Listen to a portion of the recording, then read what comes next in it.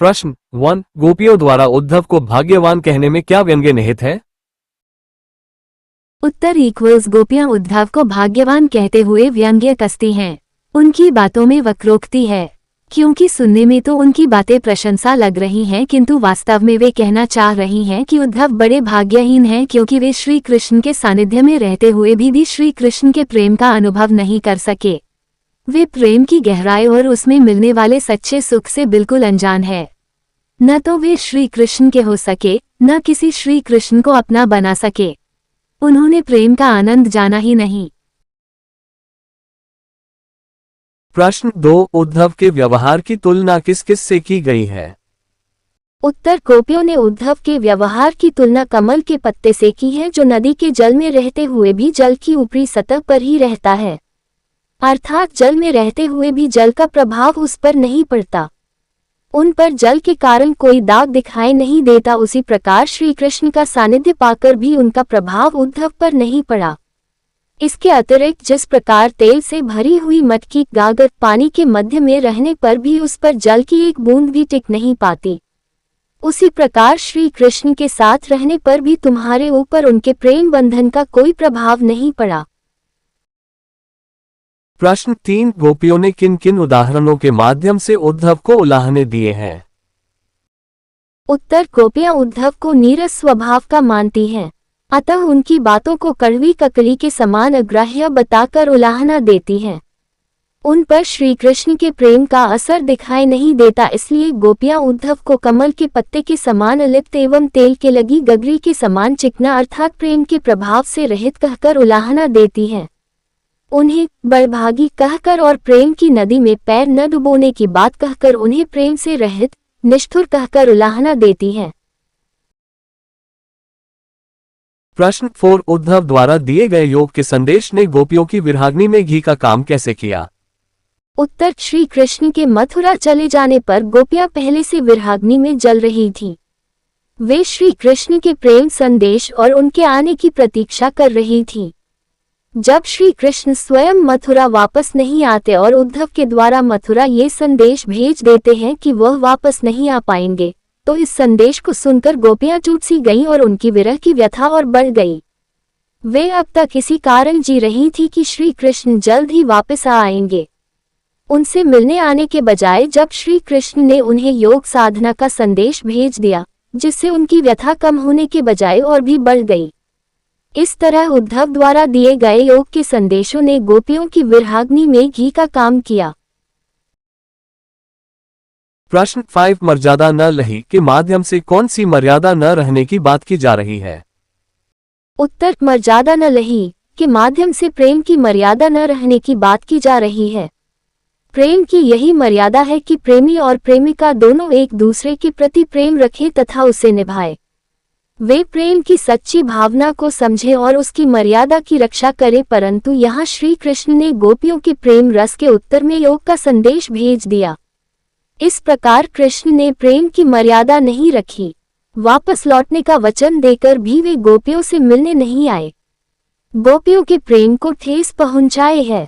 इसी छल को गोपियों ने मर्यादा का उल्लंघन कहा है। प्रश्न 6। कृष्ण के प्रति अपने अनन्य प्रेम को गोपियों ने किस प्रकार अभिव्यक्त किया है? उत्तर गोपियां श्री कृष्ण के प्रेम में रात दिन सोते जागते सिर्फ श्री कृष्ण का नाम ही रटती रहती है। कृष्ण के प्रति अपने अनन्य प्रेम को गोपियों ने चींटियों और हारिल की लकड़ी के उदाहरणों द्वारा व्यक्त किया है। उन्होंने स्वयं की तुलना चींटियों से और श्री कृष्ण की तुलना गुड़ से की है। उनके अनुसार श्री कृष्ण उस गुड़ की भांति है जिस पर चींटियां चिपकी रहती हैं। हारिल एक ऐसा पक्षी है जो सदैव अपने पंजे में कोई लकड़ी या तिनका पकड़े रहता है। वह उसे किसी भी दशा में नहीं छोड़ता। उसी तरह गोपियों ने मन, वचन और कर्म से श्री कृष्ण की प्रेम रूपी लकड़ी को दृढ़तापूर्वक पकड़ लिया है। प्रश्न 7। गोपियों ने उद्धव से योग की शिक्षा कैसे लोगों को देने की बात कही है? उत्तर गोपियों ने उद्धव को योग की शिक्षा ऐसे लोगों को देने की बात की है जिनके मन स्थिर नहीं है, जिनका मन चक्री के समान चंचल है, जिनके हृदय में श्री कृष्ण के प्रति सच्चा प्रेम नहीं है, जिनके मन में भटकाव है, दुविधा है, भ्रम है और चक्कर है। प्रश्न 8 प्रस्तुत पदों के आधार पर गोपियों का योग साधना के प्रति दृष्टिकोण स्पष्ट करें। उत्तर प्रस्तुत पदों के आधार पर स्पष्ट है कि गोपियां योग साधना को नीरस, व्यर्थ और अवांछित मानती हैं। गोपियों की दृष्टि में योग उस कड़वी ककड़ी के समान है जिसे निगलना बड़ा ही मुश्किल है। सूरदास जी गोपियों के माध्यम से आगे कहते हैं कि उनके विचार में योग एक ऐसा रोग है जिसे उन्होंने न पहले कभी देखा, न कभी सुना। गोपियों के अनुसार योग की शिक्षा उन्हीं लोगों को देनी चाहिए जिनकी इंद्रियां व मन उनके बस में नहीं होते, जिनका मन चंचल है और इधर उधर भटकता है। प्रश्न 9 गोपियों के अनुसार राजा का धर्म क्या होना चाहिए? उत्तर गोपियों के अनुसार राजा का ये धर्म होना चाहिए कि वह उसकी प्रजा को अन्याय से बचाए एवं प्रजा को नहीं सताए। राजा नीति से राजधर्म का पालन करें। प्रश्न 10 गोपियों को कृष्ण में ऐसे कौन से परिवर्तन दिखाई दिए जिनके कारण वे अपना मन वापस पा लेने की बात कहती हैं? उत्तर गोपियों को लगता है कि कृष्ण द्वारका जाकर राजनीति के विद्वान हो गए हैं। उनके अनुसार श्री कृष्ण पहले से ही चतुर थे, अब तो ग्रंथों को पढ़कर उनकी बुद्धि पहले से भी अधिक चतुर हो गई है। अब कृष्ण राजा बनकर चाले चलने लगे हैं। छल कपट उनके स्वभाव के अंग बन गया है। उन्होंने गोपियों से मिलने के स्थान पर योग की शिक्षा देने के लिए उद्धव को भेज दिया है। श्री कृष्ण के इस कदम से गोपियों के बहुत हृदय आहत हुआ है। इन्हीं परिवर्तनों को देखकर गोपियां अपनों को श्री कृष्ण से अपना मन वापस लेना चाहती है। प्रश्न 11 गोपियों ने अपने वाक्चातुर्य के आधार पर ज्ञानी उद्धव को परास्त कर दिया, उनके वाक्चातुर्य की विशेषताएं लिखिए। उत्तर गोपियों की वाक्चातुर्य की विशेषताएं निम्नलिखित हैं। स्पष्टता गोपियां अपनी बात को बिना किसी लाग लपेट के स्पष्ट कह देती हैं। उद्धव द्वारा लाए गए श्री कृष्ण के योग संदेश को भी बिना किसी हिचकिचाहट के मना कर देती हैं। व्यंग्यात्मकता गोपियां व्यंग्य करने में प्रवीण हैं।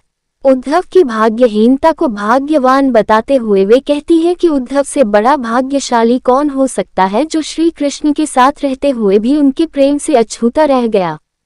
सहृदयता उनकी बातों में स्पष्ट झलकती है। वे कितनी भावुक हैं इसका ज्ञान तब होता है जब वे भावुक होकर कहती हैं कि वे अपनी प्रेम भावना को श्री कृष्ण से नहीं कह पाईं। तानों द्वारा गोपियां अपने तानों द्वारा उद्धव को चुप करवा देती हैं। उद्धव के पास उनका कोई जवाब नहीं होता। प्रश्न 12 संकलित पदों को ध्यान में रखते हुए सूर के भ्रमर गीत की मुख्य विशेषताएं बताएं। उत्तर सूरदास के भ्रमर गीत की विशेषताएं निम्न हैं। 1. भ्रमर गीत एक भाव प्रधान गीत काव्य है। पदों में गैयता और संगीतात्मकता का गुण है। 2. इसमें उदात्त भावनाओं का मनोवैज्ञानिक चित्रण हुआ है। 3. सूरदास ने अपने भ्रम गीत में निर्गुण ब्रह्म का खंडन और सगुण ब्रह्म की सराहना है। 4. भ्रमर गीत में शुद्ध साहित्यिक ब्रजभाषा का प्रयोग हुआ है। 5. भ्रमर गीत में उपालंब की प्रधानता है।